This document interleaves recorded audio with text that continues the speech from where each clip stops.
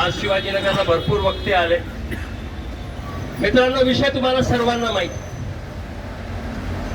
आज 2016 ते 2021 आपलं एग्रीमेंट झालेलं.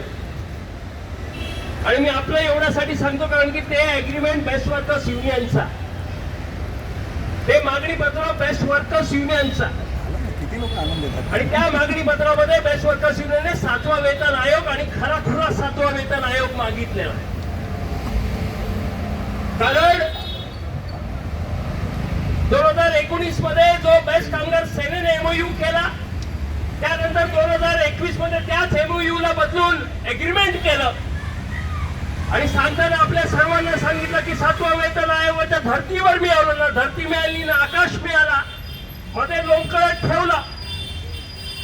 आणि त्यांनी मात्र जर कशावरती सह्या केल्या असतील तर त्या नालायकांनी आपल्या मृत्यूपत्रावर सह्या करण्याचं काम केलं. ज्यावेळेला एमओयू आला त्या एमओयू मध्ये 13वं कलम होतं आणि आपण तिकडे म्हणालो की हे 13वं घातलेलं आहे आमचं, कारण त्या 13व्या कलम मध्ये यांनी लिहून देण्याचं काम केलं की बीएसटी येणाऱ्या काळामध्ये जे काही आर्थिक काटकसर आणेल ते त्यांना मंजूर, बीएसटी येणाऱ्या काळामध्ये जे काही प्रशासकीय बदल आणेल ते त्यांना मंजूर. आणि त्या एका कलमाचा आज आपण भोगतोय. आज तू ड्रायव्हर असशील तर कंडक्टरला जा, आज दुसरं काय असशील तर तिकडे जा, आणि स्वतःच्या गाड्या आपला एमओयू 11 जून 2019 चा बेस्ट वर्कर्सचा एमओयू असताना एक साधी नवीन गाडी न आणणं, कारण ह्यांनी तर लिहून दिलेलं आहे की तुमच्याकडे जर पैसा नसेल तर करा जे करायचं, आणि तेच करताय. आणि म्हणून आपण आपल्या मागणी पत्रावर ठाम आहोत.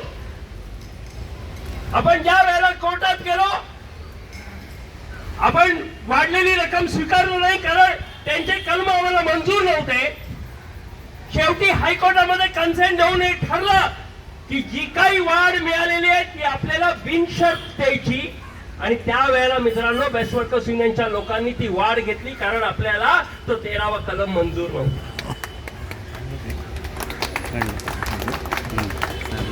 त्याचबरोबर अनेक गोष्टी, मग त्या पदोन्नती असतील, भरती असेल. आज 2015 पासून प्रमोशन पॉलिसी बंद केलेली आहे. कोणासाठी बंद आहे तर कामगारांसाठी बंद, अधिकाऱ्यांसाठी खुल्ला आहे. 15 दिवस असताना अधिकाऱ्याच्या प्रमोशन होऊन मोकळे होता आणि मग सांगायला आहे की बाबा बीएसटी कडे पैसा नाही. आणि करणारी मंडळी कोण तर हीच सेनेची मंडळी, मग ते सुहास सामंत असतील, त्याचे बाकीचे लोक असतील. आणि आज जे काही चाललेलं आहे, हरकत नाही कोणी आपल्या विरोधात बोलत असेल, पण बेस्ट वर्कर्स युनियनने कधीच कोणाच्या विरोधासाठी विरोध केलेला नाही. आज आपण ज्या वेळेला आंदोलनाची भूमिका घेतली ना तेव्हा मेंबरशिप आली होती ना काय आली होती. आपण ज्या वेळेला नोव्हेंबर मध्ये उपोषणाचं आंदोलन केलं कुठे होती मेंबरशिप. त्याच्यानंतर ज्या वेळेला वाटाघाटी सुरू झाल्या कुठे होती मेंबरशिप.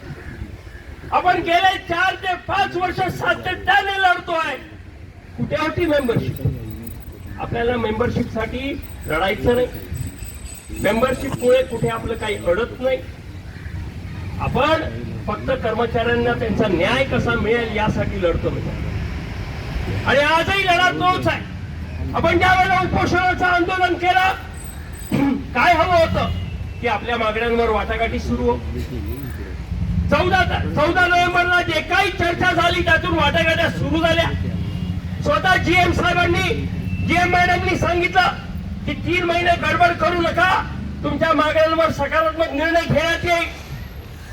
वाटाघाट्या नक्कीच झाल्या पण त्याच्यात निष्पन्न काही झालं नाही. आणि आज काय परिस्थिती आहे, 3 महिने उरकायला आले म्हणून आपण दुरू हॉलची मीटिंग लावली, तिथून पुढचे निर्णय घेतले. आणि त्या दिवशी दुरू हॉलची मीटिंग होती कारण त्याच्या आधीच 15 दिवसा अगोदर जीएम मॅडमने एक पत्र लिहिलं होतं सरकारला आणि त्याच्यात आपल्या युनियनचाही उल्लेख करून एक रिटायर्ड कर्मचाऱ्यांची संघटना आणि बेस्ट वर्कर्स युनियन या दोघांचा उल्लेख करून पैसे मागितले होते. जे रिटायर्ड झालेले आहेत त्यांच्या देणी आणि बाकीच्या देणी देण्याकरिता जवळपास 2,500 कोटी मागितले आणि बाकीचे सर्व देण्याकरिता चालवण्याकरिता 3,000 कोटी रुपये म्हणजे जवळपास 5,500 कोटीची मागणी केली. आणि त्यानंतर त्यांचं काहीतरी घरगुती कार्यक्रम असेल, रजेवर गेल्या. पण मला थोडस खुणखुण होती की बहुतेक आता काही मॅडम येत नाही, कारण जर मदतच मिळत नसेल तर मग एवढ्या मोठ्या IAS अधिकारी काय करणार आहे. आणि नेमकं दुसऱ्या दिवशी पत्र व्हॉट्सअपवर आलं जिथे त्यांची रजा एक्सटेंड केली गेली आणि त्यांनीच दिलं की एक्सटेंडेड लीव्ह 6 मार्च पर्यंत आपल्या GM आता नाहीये. परत येतील की नाही हा प्रश्नचिन्ह आहे. कारण गेली 3-4 वर्ष कोणत्याही IAS अधिकारीला BSTत यायची इच्छा नाही. कारण जे हाल करून ठेवलेले आहेत BSTचे त्याच्यामध्ये त्यांना काही दिसतच नाही. आणि म्हणून कोणाला स्वतःचा वेळ इथे वाया घालवायचा नाही असं वाटायला लागले. पण आपल्याला तसं करता येत नाही. आपण कोणालाही वाऱ्यावर सोडू शकत नाही. म्हणून आपण आपली लढाई सातत्याने करत आलो. मित्र, आपण ज्या वेळेला 6 ऑगस्टला ग्रॅज्युएटी करिता सेवानिवृत्त कर्मचाऱ्यांचा मोर्चा घेतला, माननीय आयुक्त साहेबांबरोबर चर्चा झाली, चांगली चर्चा झाली. तिकडे आपणच सांगितलं की हा फंड वेगळा आला पाहिजे. आणि त्याच धर्तीवर GM मॅडमने वेगळा फंड हा ग्रॅज्युएटी आणि इतर देय ज्या थकीत आहेत त्याच्यासाठी मागितले. आपण व्यवस्थित काम करतो, कोण काय बोलतो त्याच्याकडे लक्ष देत नाही. आता आपण 1 महिन्याचा वेळ घेतलाय, तोही कशासाठी की जर का काही कालही होती वाटाघाटी, पण आम्ही गेलो. पण त्यांना सांगितलं जर तुमचा अजून निर्णय झालेला नाही तर कशावरती पुढे चर्चा करा. आणि म्हणून काल काही जास्त बोलणं नाही झालं. पण आता माननीय मेंबर आलेले आहेत. उद्या सोमवारी BST कमिटी गठीत होईल आणि BST कमिटी गठीत होईल. स्टँडिंग कमिटी गठीत झालेली आहे. लोकांचे प्रतिनिधी तिथे आलेले आहेत. प्रयत्न करू महिनाभर त्यांच्याकडेही जाऊ. महिना आहे आपल्याकडे. प्रयत्न करू, सांगू असं असं घडलेलं आहे. आता GM स्वतः नाहीये, तुम्ही याचा काहीतरी निर्णय घ्या. त्याचबरोबर जी वेटलिस्टची पोरं आहे, पहिल्यांदा जर कोणी मागणी केली असेल की वेटलिस्टच्या कर्मचाऱ्यांना समान कामाला समान दाम, तर ते संघर्ष कामगार कर्मचारी युनियनने केली. मित्रांनो, दरवेळेला जे कोण दलाली करतात ते काय करतात, अरे माझ्या या पगारामध्ये तफावत एवढी आली, माझ्या ड्युट्यांमध्ये अमुक झालं, अमुक केलं, तमुक केलं. अरे या छोट्या छोट्या गोष्टींसाठी तर लढायचंच आहे. पण माझा मूलभूत अधिकार कधी मिळेल? आज जे काही मला छळलं जातं ते कशासाठी छळलं जातं? जर मला त्या 1 महिन्यामध्ये जर मी 26 दिवस भरलं नाही तर माझं 2 ते 3 हजाराचं अधिक नुकसान हे कशामुळे होईल? मी जर आजारी असेल तर सिक लीव्ह नाही. मला जर कुठे सणासुदीला किंवा लग्न कार्याला जायचं असेल तर मला कॅज्युअल आणि प्रिव्हिलेज लीव्ह नाही. कशासाठी नाही? एवढ्यासाठी नाही कारण जो कायदा म्हणतो त्या कायद्याची अंमलबजावणी केलेली. कॉन्ट्रॅक्ट ऍक्ट सरळ सांगतो की जे कर्मचारी कॉन्ट्रॅक्ट मध्ये आहेत आणि त्याच्या समकक्ष जर परमनंट कर्मचारी असला तर त्या परमनंट कर्मचारीचा पगार आणि सर्व सेवा शर्ती या कॉन्ट्रॅक्टच्या कर्मचाऱ्यांना मिळायला पाहिजेत. आणि तेच आपली मागणी आहे मित्रांनो की समान कामाला समान दामाला मिळालंच पाहिजे. आणि मी तुम्हाला आज सांगतो की घेतल्याशिवाय तर आपण राहणारच नाही. आतापर्यंत जो इतिहास आहे गेल्या 2-3 वर्षाचा, एकतर कॉन्ट्रॅक्टर आधी युनियन बरोबर चर्चा करायलाच तयार नव्हतो. ते म्हणाले आम्हाला काही लागूच नाही, आम्ही फक्त शॉप ऍक्टने पैसे देणार, शॉप ऍक्ट लागू आहे. आपण तिथे सांगण्याचं काम केलं की शॉप ऍक्ट नाही, शॉप ऍक्टचा मिनिमम वेज नाही. 9 ते 10 हजार मध्ये काय होणार आहे का? आणि म्हणून तर सांगायचं नाही आम्ही तर जास्त देतोय. कसलं जास्त? माझी एखादी गाडी गाचली तर तुझ्या मनात आलं तर तू 10,000 रुपये वसूल करणार, तुझ्या मनात आलं तर 5,000 रुपये वसूल करणार. त्या बापाचं मान. तिथे मॉडेल स्टँडिंग ऑर्डर आहे, मॉडेल स्टँडिंग ऑर्डर लागू झाले पाहिजे. आणि मित्रांनो, आपण करत करत करत मग ते बोनसचा प्रश्न असो, आधी बोनस नाही, आपण आज बोनस व्यवस्थित घेतो. आणि या वर्षी आपल्याला वादा दिलेला आहे विवेचीने की 1.33 म्हणजे बोनस मध्ये एक पूर्ण पगार आपल्याला बोनसचा येणार मित्रांनो.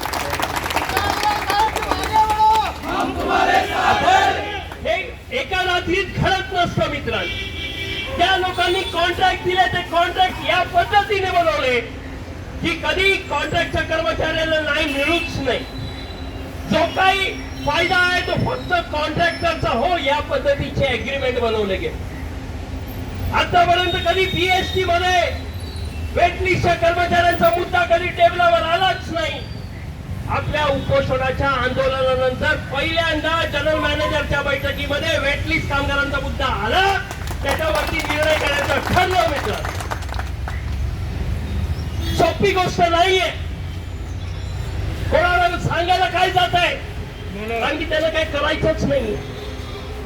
मला काही त्या कृती समिती वगैरेवर काय बोलायचंच नाहीये, कारण त्यामध्ये जेवढ्या संघटना आहेत मित्रांनो, त्याच्यामधल्या 80% संघटनांनी 2019चा तो एमओयू ज्याला आपण मृत्यूपत्र म्हणतो, त्या मृत्यूपत्रावर त्या नालायकांनी सह्या केलेल्या. बेस्ट कामगार सेनेचे लोक ज्यांनी ते बनवलं, ज्यांनी ते केलं, आज तिकडनं हकलले गेले तर कोणाला एक युनियन बनवली, कोणाला दुसरी युनियन बनवली. खुद्द बेस्ट कामगार सेना सुद्धा तिथे आहे. बाकीच्या अजून 2 युनियन ज्यांनी स्वतःहून सह्या केलेल्या आहेत. त्या लोकांनी 16 ते 21 चा करार स्वीकारलेला आहे, त्यांनी तो करार केलेला आहे. हे काय आपल्याला 7वा वेतन आयोग देऊ शकतील का? त्या नालायक लोकांनी, याच बेस्ट कामगार सेनेची लोक त्या कमिटीत होती, कमिटी शिवसेनेची होती, त्या कमिटीने कॉन्ट्रॅक्ट दिले, कॉन्ट्रॅक्टरच्या हक्काचे, त्याच्या बाजूचे कॉन्ट्रॅक्ट दिले. असे लोक कधी कॉन्ट्रॅक्टच्या कर्मचाऱ्यांना न्याय देऊ शकतील का? मित्रांनो, आपल्याला समजण्याची गरज आहे. आणि त्यांनी कोणीतरी उल्लेख केला की शशांकरावांनी उपोषण केलं. याआधी बीएससीच्या कर्मचाऱ्यांकरिता 3 वेळा केलं होतं. त्याच्यानंतर कुठेतरी जाऊन 2019 साल एका रात्रीत कधी काय कोणाला मिळत नसतं. आणि मला अभिमान आहे, तर एकट्या शशांकरावाच्या उपोषणाने जर आपला प्रश्न सुटणार असेल किंवा लोकांसमोर येणार असेल, तर शशांकराव असे अजून 10 उपोषण करायला तयार आहेत कर्मचाऱ्यांकडे. राव साहब आगे बढ़ो, हम तुम्हारे साथ हैं. राव साहब आगे बढ़ो, हम तुम्हारे साथ हैं. त्या उपोषणामध्ये तुम्ही विचार करा. हे तर यांचं म्हणायला काही कोणाच्या बापाचा जातो की बंद करा. अरे वेळ आली तर नक्कीच करू, आणि असं करू. 2019 तर लोकांनी बघितलंय, पण जे काही नंतर होईल ते ना आधी घडलं असेल ना कधी घडणार मित्रांनो असं आंदोलन. पण त्याआधी प्रयत्न करणं काय चुकीचं आहे. या उपोषणाच्या आंदोलनामुळे मुंबई काय पूर्ण महाराष्ट्राला आपले प्रश्न कळले, सरकारला आपले प्रश्न कळले, वाटाघाटी सुरू झाल्या, त्या होत नव्हत्या मित्रांनो. एकाही कर्मचाऱ्याची नोकरी गेली का? कोणाची 1 दिवसाची रजा वाया गेली का? आणि एवढं होऊन सुद्धा जर आपल्या प्रश्नावर चर्चा सुरू होते तर मग काय वाईट आहे मित्रांनो. मी आज जास्त वेळ तुमचा घेणार. हे जे काही दिवस आपल्या हातात आहेत, युनियन म्हणून आम्ही आपले प्रयत्न करू. जेवढे जनप्रतिनिधी आहेत त्यांना भेटण्याचा प्रयत्न करू आणि प्रयत्न करू की वाटाघाटी होऊन आपले प्रश्न सुटतील. पण मित्रांनो, आपण तयारीत राहिलं, कारण की रावसाहेब नेहमी सांगत होते की आंदोलनापेक्षा आंदोलनाची तयारी भरपूर काही करून जाते. आपण तयारी जोरात केली पाहिजे. वाटाघाट्या सुरू झाल्या, आपले प्रश्न मिटले तर आनंदाची. पण जिथे एकदम नो एंट्री आली, आता कळलं की याच्या पुढे काही होऊ शकत नाही मित्रांनो, त्यावेळेला आपलं आंदोलन आणि ताकदीचं एकजुटीचं आंदोलन करण्याशिवाय पर्याय राहणार नाही. आणि मी तुम्हाला विश्वास देतो की जोपर्यंत आपले हे सर्व प्रश्न सुटत नाही तोपर्यंत आपली ही आंदोलनाची भूमिका आपले हे प्रयत्न कधीच थांबणार नाही आणि मला विश्वास आहे की एकत्रित लढलो तर नक्कीच जिंकू. या विश्वासाने मी इथेच थांबतो. जय हिंद, जय महाराष्ट्र.